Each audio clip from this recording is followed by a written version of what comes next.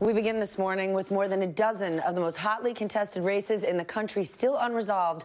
Now some of those political fights are turning into legal battles. And if this whole thing gives you a sense of deja vu, you're not alone. I have a great team here to break all of it down. But first, I want to explain where we stand, because we are now 3 days past Election Day, and votes are still being counted in Florida, Arizona, and Georgia. Races in all 3 states remain too close to call, and that is just in the Senate. There are 11 House races that still haven't been called, everywhere from California to my home state of New Jersey. But we got to begin in Florida, the state that brought you one of the most contentious recounts in American history just 18 years ago.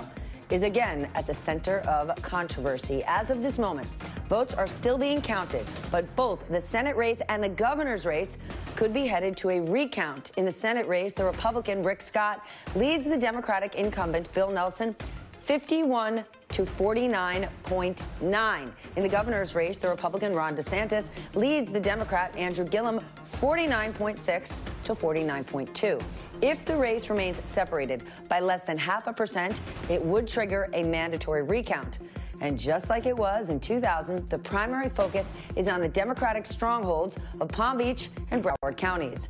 Late yesterday, Governor Scott accused Democrats of trying to steal the election, filing lawsuits against the supervisors of elections in both of those counties. He then called on the Florida Department of Law Enforcement to investigate Democrats who are participating in the count. It's clear. We got some left-wing activists. We've got some Democrat D.C. lawyers. They're down here for one purpose, to steal this election. We won. I'm going to be the U.S. Senator. I'm going to fight this all the way. We're going to do everything we can. We're looking at every legal remedy we can exercise. We're going to fight this, and we're going to win this. I'd say one thing's clear. Nothing is clear. It's a mess down there. NBC's Vitale is live for us in Florida's capital of Tallahassee. Okie doke. Florida's recount in 2000, it took more than a month to resolve. Is that what's going to happen again? I mean, 4 more weeks of this? So I actually asked that question yesterday on a call with Bill Nelson's lawyer, and they think that the outside date of this is November 18th. But let's work backward from there. Right now, where we're at is that canvassing boards are going through votes again, yes, in Palm Beach and Broward, but across the state right now. Those counts are due back to the Secretary of State's office here in Tallahassee by tomorrow, Saturday. What's going to happen then is that's going to trigger that automatic recount that we talked about, less than 0.5 percentage point. We know that this race in the Senate side is closer than that. But what's going to happen then is that's going to trigger an automatic machine recount, right? So then those canvassing boards are going to go back. They're going to run those ballots again. That has to be done by Thursday. On Thursday, if that margin is 0.25%, then you start getting into the hand recount stuff, and that's what could take a little while, and that's supposed to be done by November 18th. And so that's kind of the timeline that we're working off of right now. Of course, Rick Scott then presenting some legal action last night in tandem with the NRSC. So it's going to start getting mixed up a little bit, not only on the legal side, on the court side, but of course, we're still going through the voting process itself right now, Stephanie. All right, Allie, we got to take you to Arizona now, where the Senate race still too close to call. Overnight, the Democrat Kyrsten Sinema took a slim 9,000 vote lead over Republican Martha McSally. But there are tons of votes still yet to be counted. In at least one county, we are not expecting results for another week. NBC's Vaughn Hilliard, I know you're not going to believe this. He's actually here in New York. He doesn't just live on a dairy, a cornfield, or a potato farm. He's an actual person. He's sitting next to me right now. But you spent election night in Arizona. We knew this thing was going to be close, but are you surprised with sort of how tight we are and the back-and-forth nature of this whole thing? Not surprised with how tight we are, and not surprised that in Maricopa County they're still counting ballots. We've got almost 500,000 ballots that still have to be counted in Arizona. About 350,000 of those are out of Maricopa County. Maricopa County is the greater Phoenix area, those suburbs of Scottsdale and Tempe and Glendale. And what we're looking at is the ballots that they announced yesterday, about those 130,000 ballots, those were definitely going to boost Sinema. Those were ballots that the county received Friday through Monday. Those trended Democrat. What we are going to expect today, every day, the county is announcing results, updated results at 5 p.m. We expect Sinema to expand that. Until about Sunday or Monday, the county is going to be releasing numbers that should boost McSally. Those were early ballots dropped off on Election Day, and those trend towards McSally. So the question is, Monday, Tuesday, Wednesday, as those updated results come in, will McSally be able to chip away at the lead that Sinema has incurred over the last 24 hours? My goodness. All right, we got to go to Georgia, but because the governor's race there has been all the rage. The Republican Brian Kemp claiming victory, but the Democrat Stacey Abrams, she is not giving up the fight. Abrams' legal team insists there are enough uncounted ballots out there that could change the outcome of this race. NBC's Morgan Radford in Atlanta, Georgia. Morgan, what more can you tell us about this? Well, Stephanie, millions of Georgia voters are waking up this morning anxiously waiting to find out who their next governor is going to be, because this race is still too close to call. It's a contentious governor's race between Republican Brian Kemp and, as you mentioned, Democrat Stacey Abrams. That's a polling of 50.3 to 48.7. So that's really too close, because here in Georgia, you have to have 50+1. In other words, more than 50% of the vote to be named governor. Now, Kemp is saying, look, we already won, because we're talking about 20,000 outstanding provisional ballots. And even if all those went to Stacey Abrams, his point is that he would still be victorious, which is why he's already laid claim to the governor's mansion. And it's also why he said that he is going to resign effective yesterday as Secretary of State, so he will no longer oversee these elections. But I have to tell you, Stephanie, on the other team, Stacey Abrams, she is still in the political fight of her life. She says, we're not giving up, and we do not accept his claim to victory. She also started new litigation just yesterday, and that was on behalf of one county here in Georgia, where she says those mail-in ballots were affected by Hurricane Michael. But bigger than all that, Stephanie, is the effect on the voters here and on voter morale. I wanted to introduce you to one woman we talked to, Ms. Brown, and she actually started a lawsuit against former Secretary Kemp, saying that it wasn't ever fair for him to be overseeing this election. Take a listen to what she said. This isn't the first time that this has happened. Unfortunately, the fact that we're at 2018 and you still have voters that have to fight to make sure that there's some integrity in the process and that their vote is counted, I think that's really reflective about who we are as a country and as a nation. And those of us that are really committed to democracy will join folks like me and do the work that needs to be done, so that we can really transform this country to make sure that democracy is not just a fleeting idea, but it really is something that's real and authentic and available to all of its citizens.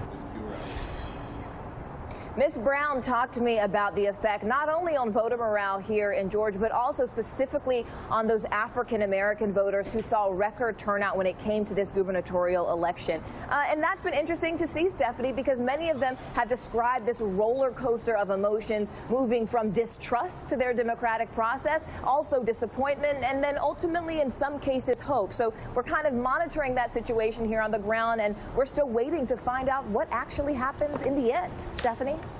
We called for everyone to get out there and vote, and they voted, and every vote should count. I want to bring my panel in. It is an excellent one. Jason Johnson, politics editor at The Root, and Tim Phillips, president of Americans for Prosperity.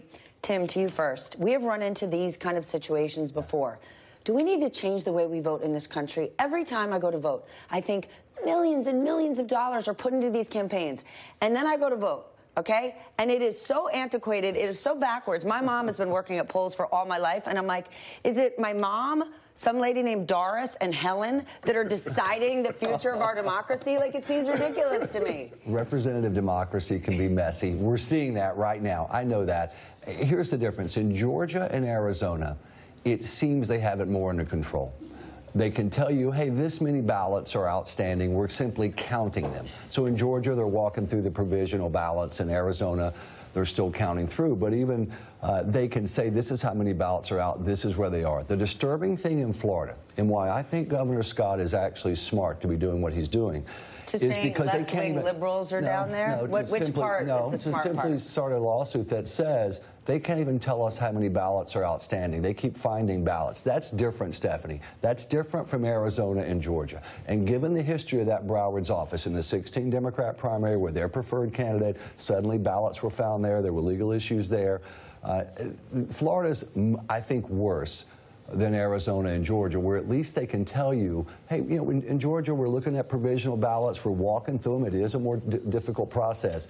Florida can't even tell you how many ballots we're talking about at this point. Okay. That's different. Then given that history, Jason, do we need to change the way we vote in this country? Does it need to be on a weekend? Does every state have to be the same? It's crazy to think, well, Georgia and Arizona have it figured out, but Florida doesn't. One nation under God. Georgia and Arizona don't have it figured out. Brian Kemp has been reffing his own fight fight for this entire campaign. That is a huge conflict of interest. He has not been releasing information. You've got freedom of information requests in dozens of, there's over 150 counties in Georgia, freedom of information requests in dozens of counties about which ballots are spoiled, which ballots are provisional, and he's not sharing that information. Or the Secretary of State's office shares it with the Brian Kemp campaign, which is the same guy. That is not how democracy works. So the first way to fix this is, number one, if you're Secretary of State, you can't rev over your own race. That's the first thing. The second thing is there should be an automatic kickback into state budgets or some sort of organizational Secretary of State that you've got to update voting machines. They are running Windows 2001 software for voting machines in Georgia. Like Clippy comes up and says, do you want to vote? Like, this stuff is ancient, and you can't operate that way. Part of what I think Stacey Abrams is doing, this is a really key thing for me, regardless of what the result is. She's not just fighting on behalf of making sure the election is fair, because it hasn't been. There's been so many shenanigans, and Kemp keeps losing lawsuits, but also it's for the inspiration of young people. You got a lot of people out there that if this happens, if they can see somebody can rig an election this way and then be made governor, it will disenchant and disenfranchise so many young people. So I'm glad that people are fighting, regardless of what the end result is. To that point, Tim, why wouldn't Brian Kemp recuse himself? I'm not going to get into whether or not he should recuse himself or not. Well, why not? The Secretary of State, the way the state constitution works. Hold on, back it up. Do you think Brian Kemp should have recused himself?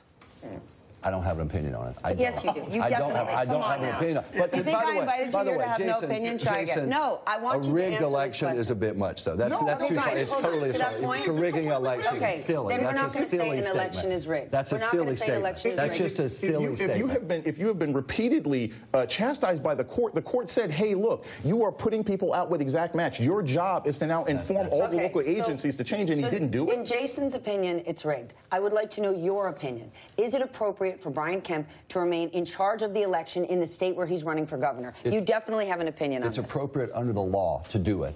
Whether or not you choose to do it is another thing. It would probably have been cleaner to say, you know what, I'm going to step aside and run this campaign full-time. Most campaigns are full-time.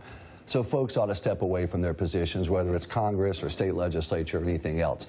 But to say that it's a rigged election is too far. And by the way, most state constitutions have chosen to make the Secretary of State's office an elective office. That's a constitutional question that states or a legal... If it was the reverse, if Stacey Abrams were the Secretary of State and didn't recuse herself, what would you think? I just said, I think it's better for most elected officers to step away from their positions. So which elected officers is it better if they don't? I think it's good for all of them, too, don't you? Well, there we go. I do. Yes, I do.